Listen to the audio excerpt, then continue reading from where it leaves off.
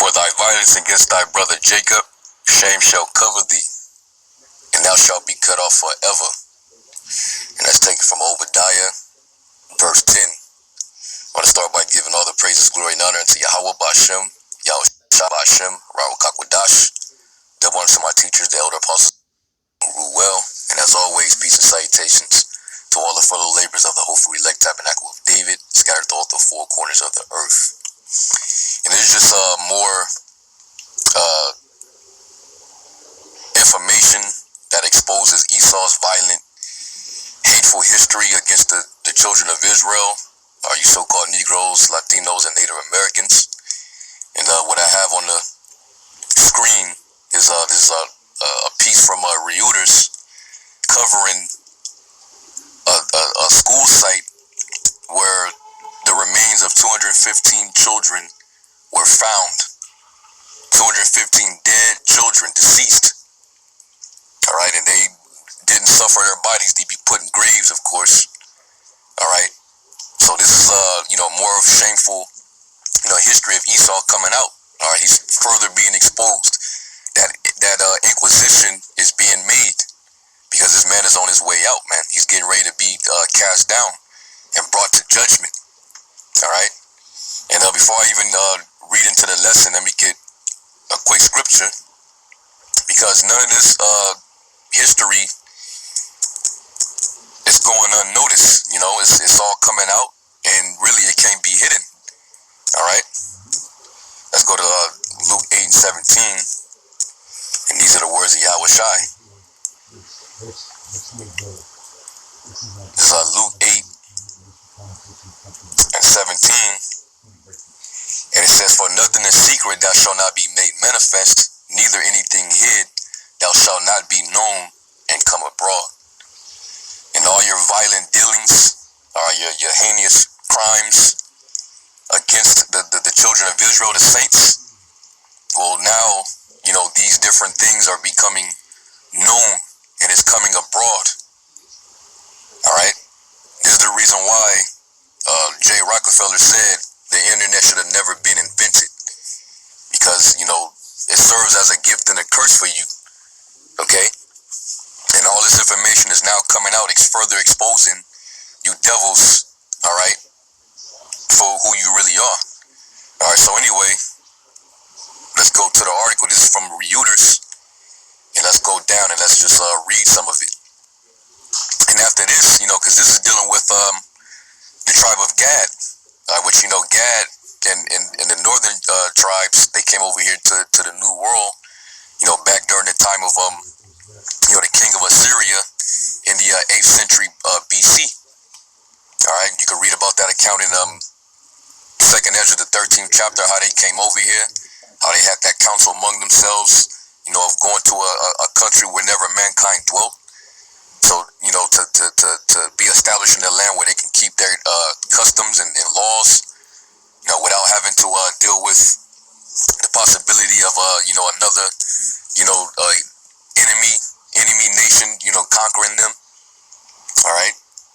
And you can also read the account in 2 Kings, the 17th chapter, about how the northern kingdom was actually ejected out of the land of Samaria, or northern part of Israel, and were brought over to the land of Syria. So you can go into all that history.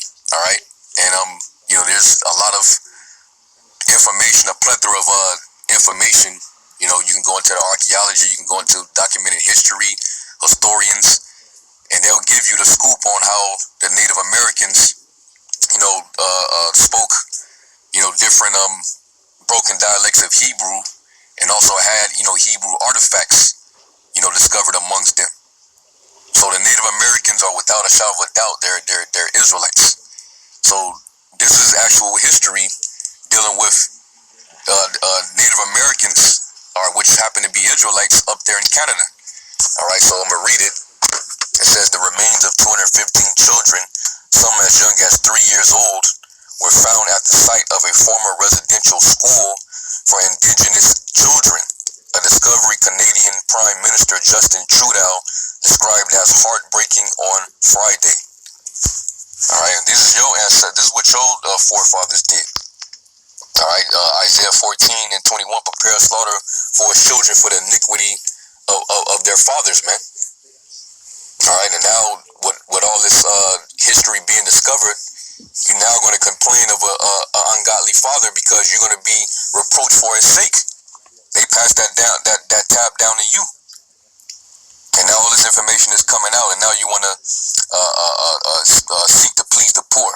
Now you want to try to humble yourself, you know. But at the same time, you're still the same devil because you're conducting a deadly experiment against us, which really you're doing it to the world, you know, with your evil agenda of depopulation. But the priority is still these same people, the Native Americans, the so-called Negro, which are the Israelites. All right, so it doesn't matter how much, you know, you try to, you know, humble yourself and act like you got a remorse for what happened. You still benefit from it, man. Anyway, it says the children were students at the Kamloops Indian Residential School in British Columbia that closed in 1978. According to the Kamloops dead Sequipim Nation, which said the remains were found with the help of a ground-penetrating radar specialist. We had a knowing in our community that we were able to verify. Kamloops dead Sequipim chief said in a statement, at this time we have more questions than answers. Canada's residential school system, which forcibly separated Indigenous children from their families, constituted cultural genocide. A 6-year investigation into the now defunct system found in 2015. So they were separating, you know, their children from their families, and they still doing that to this very day down at the border. All right, that's nothing new. And when they separate your children from you, that means your children is basically, they out of your hands. So they're more than likely going to be used for, you know, slave labor. They're going to be used to be brainwashed, you know, indoctrinated, institutionalized, and that's in the curse, where it talks about how. Let's go to Deuteronomy 28. You got people that deny that the natives are not Israelites, but they suffered the same atrocities as Judah did. Let's go to Deuteronomy 28, and this is in the curse. Deuteronomy 28, and let me see.